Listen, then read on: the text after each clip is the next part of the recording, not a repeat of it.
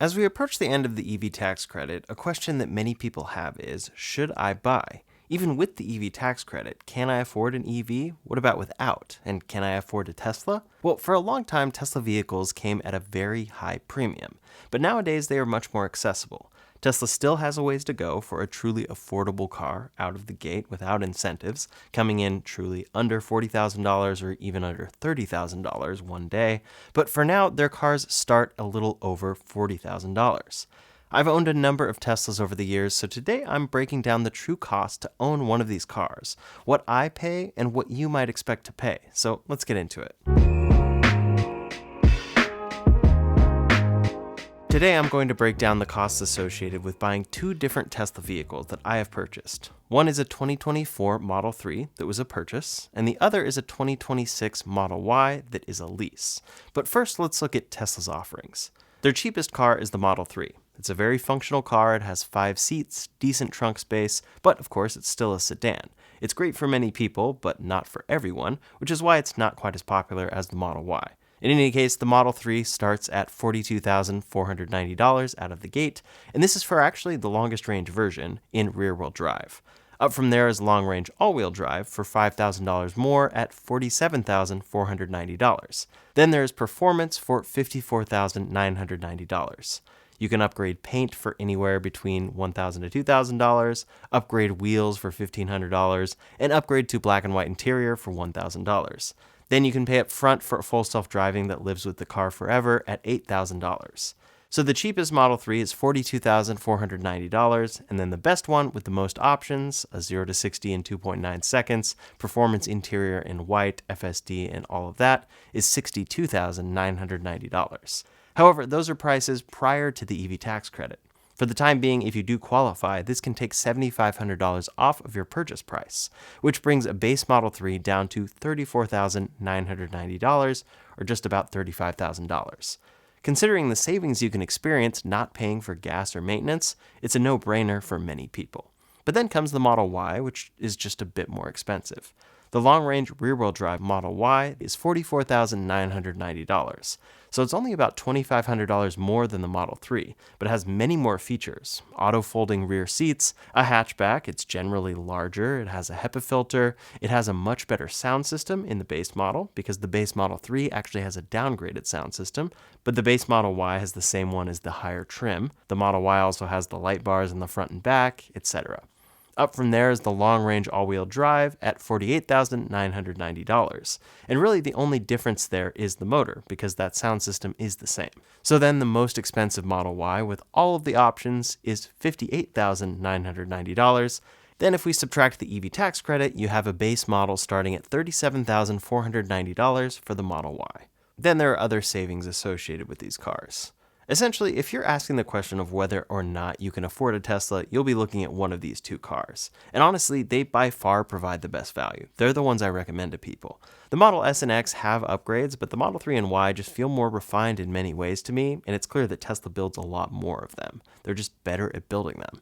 But then there's the Cybertruck, which starts at $70,000 or $62,490 with the tax credit.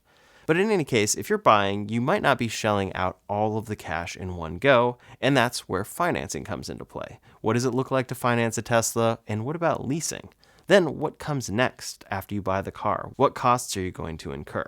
Well, first, let's look at my 2024 Model 3 purchase. This was a purchase, so we'll cover that first, then get into leasing after this. This is a Model 3 rear-wheel drive standard range, which is actually a trim that Tesla discontinued.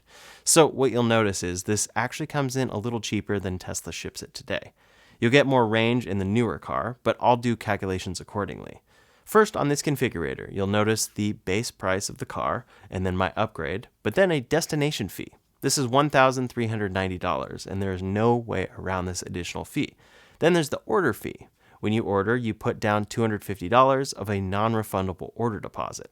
This actually is an extra cost, so you see that total and need to add both of those numbers. Then one thing Tesla can be pretty good at with their website is helping you calculate your estimated taxes and fees associated with your purchase. You just have to check all the right boxes. For instance, here we have a base Model 3 prior to the tax credit or those fees. But click on estimated taxes and fees, and quickly the price raises by $6,914. That includes all registration costs, sales tax, the destination fee, and order fee. Now we're at a total of $49,404. That's a Beverly Hills zip code, so let's look in Phoenix. $6,181. It's really going to be different in every single zip code and can vary by quite a lot, so definitely check this for your particular area. But the breakdown here is $1,390 for the destination fee, $250 for the order fee, a $4 tire fee, $764 registration fee, and $3,774 of sales tax. Again, that's in Phoenix. For my Model 3, I locked in a pretty terrible interest rate that makes today's rates look absolutely incredible. I got 6.59%, which was actually just what the rates were in early 2024. The breakdown here shows that by the end of paying off this car, I will have paid $8,962.68 extra to the bank to finance this purchase. This car was $42,630, but add in sales tax, registration charges, and rough financing charges, and my total ends up well over $50,000. Ultimately, I put down $6,249.58, and then financed $41,361 of this purchase, which brought me ultimately to a monthly payment for 72 months of $696.96. Multiply that by 72, and we see their breakdown here. The costs really can start stacking up, especially with high interest rates, which is why a 0% interest rate when it's offered is such a great deal, especially right now. For my purchase with that down payment, I took delivery of my car and have paid that same amount, almost $700 a month since. Part of that is because at the time I didn't qualify for the EV tax credit, but all of this would have been lowered quite a bit with that credit. For example, Tesla's configurator can break this all down for you. Tesla says there is 2.99% APR available with $1,950 down for 60 months, and that it will only be $619 a month. That is way better than my deal, right out the gate. But this deal isn't actually as good as it looks on its surface, because they're automatically including certain things and maybe hiding others. Let's take off the tax credit, add taxes and fees, and then put $6,800 down. That's the only way to get 3.99% back to 2.99% because we had to take off the EV tax credit. Then we're at a $753 a month payment.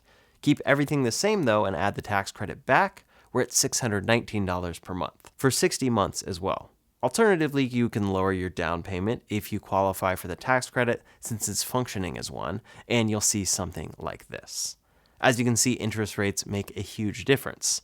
So now you may be understanding the payment amount of around $600 to $700 per month for a Model 3. For a Model Y, it typically ends up a bit more expensive, of course. It's a more expensive car, there's a higher base interest rate, and more. We also have to put more down in order to get a 3.99% APR, if not qualifying for the tax credit. Now, one discount that can be available on Teslas that is worth mentioning right now is the referral program. If a friend of yours has a Tesla, they'll have a Tesla referral link. Use that link and you'll get a benefit, and then so will they. Right now, this gets you 3 months of FSD on the Model 3 and Y. At other times, though, it can include a discount of up to $2,000, so it's always worth checking. But now that we're there, what about other costs? Next, of course, comes one you're required to have in order to buy your car, insurance. First is my experience, Tesla insurance. Tesla insurance is offered in a number of states in the US. In California, it operates as a normal insurance policy, and that's what I've had for about 5 years now. But in other states, they use a safety score to, quote, track your driving behavior to control your monthly rate. It's all handled through the Tesla app, and in my experience, it has been fine, but it's definitely a different experience when you have that safety score actually determining your rates.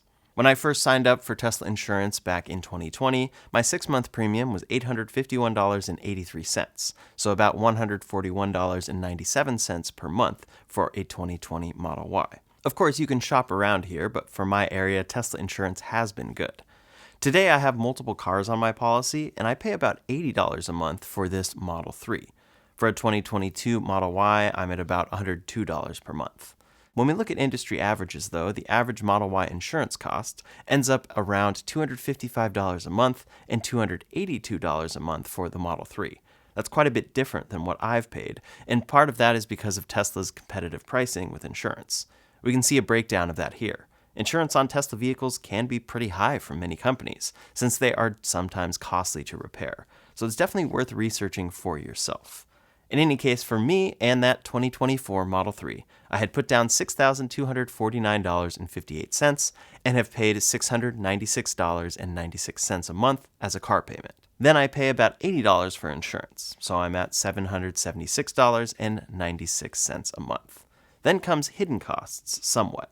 One of these is Tesla's premium connectivity subscription. This is $10 a month to get certain streaming features in the car. That's something to keep in mind, but for myself it has been free, since I'm using Tesla referral credits. Similarly is the FSD subscription.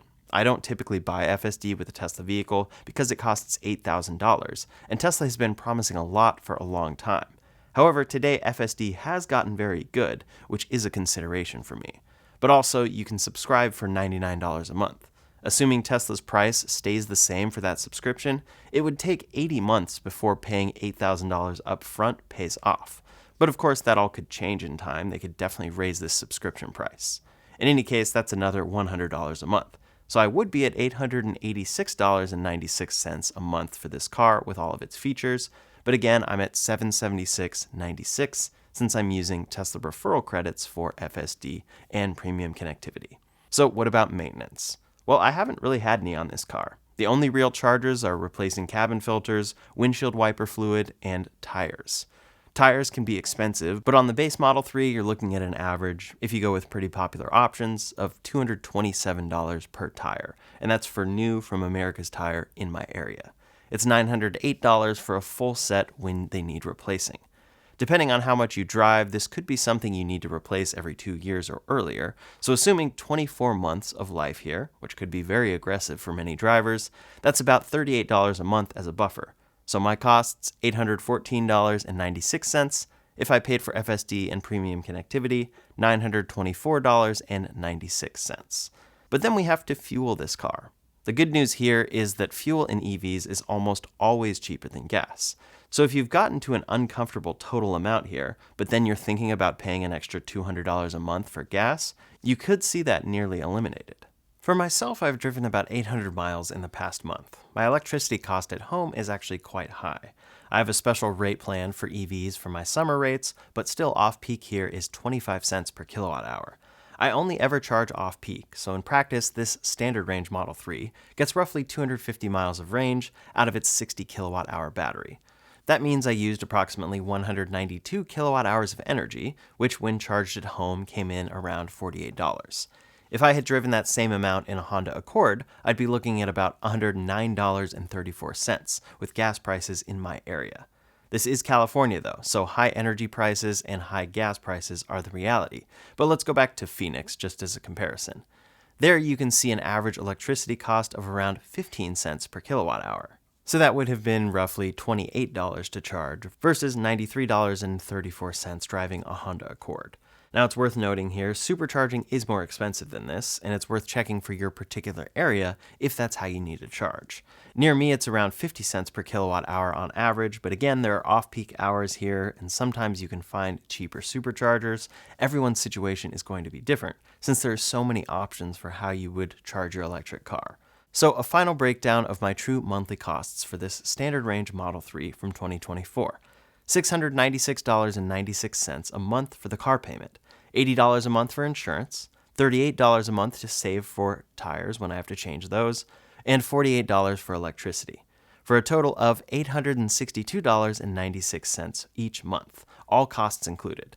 Then if I were to be paying for full self-driving and premium connectivity, that would add another $107.75 for FSD with tax, and about $11.06 a month for premium connectivity with tax, bringing us to $991.77 per month. The last consideration here, though, is if you qualify for the federal tax credit, because if you do, that can knock off somewhere around $100 a month right here. Next, though, let's look at a lease. This is my recent Model Y lease. It's the newest rear-wheel drive Model Y after they did the refresh. I decided to lease here because of the enticing rates and a lower monthly payment, but also I often change over cars for this channel and reviewing purposes, and it just made sense for me. But I resisted previously because you couldn't buy out leases, but now from Tesla you can buy out leases at the end of your agreement. On my Model Y order agreement, the total cost came to $48,130, but here you'll see a $500 sales incentive. That's because of Tesla's loyalty program where you can get discounts for buying another car from them. Tesla also built in the EV tax credit into the lease. So my breakdown here was $10,196.91 down, which thanks to the tax credit ended up adding up to $17,696.91. That brought their advertised monthly payment of $349 a month at the time down to $271. So $271 is a huge difference compared to that cost we were just talking about buying a standard range Model 3. But of course, this is a lease. Also, many advise against a high down payment like I did, because if your car gets totaled, you'll essentially lose that value. But I went this route because when I totaled the cost of leasing for 36 months and then buying out, it actually ended up cheaper than if I were to finance a purchase. Plus, this gave me more flexibility for my particular situation. Also, I was able to use Tesla credits towards that down payment amount. But a quick total there. The car was $10,196.91 up front, but for the next 35 months after that initial payment, I'm looking at $271 a month for the lease payment. Then insurance for this one is about $150.40 a month.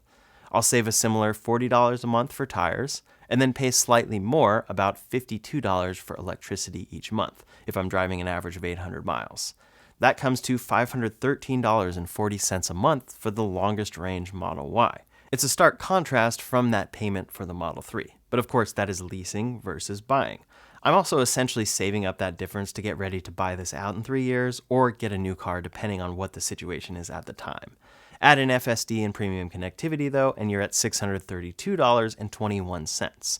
That is the full out-the-door cost each month with self-driving and fuel costs. So overall, that can be pretty solid.